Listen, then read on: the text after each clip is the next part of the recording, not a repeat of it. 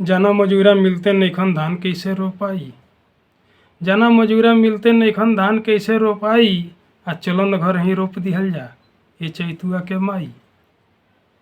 इतना सुनते चैतुआ के माई भैली आग बबूला। इतना सुनते चैतुआ के माई भैली आग बबूला।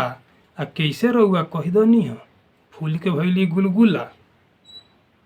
नैहर में हम कैले नइखी सोहनी कटनी रोपनी।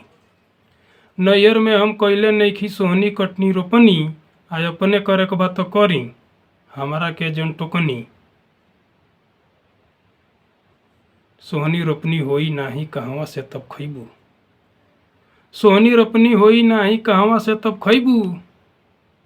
आ काम एको करबू नाही झूठों गाल बजैबू। कहा सुनी होते होते बिगड़ी गईल तब बात। कहा सुनी होते होते बिगड़ी गईल तब बात। आ खीस में आके चैतुआ के पापा कसले दू चार हाथ।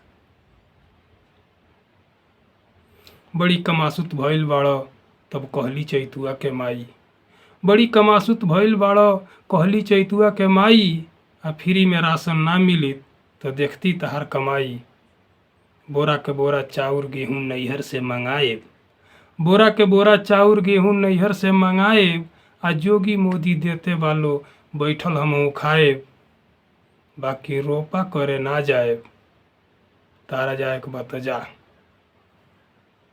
समझ लो।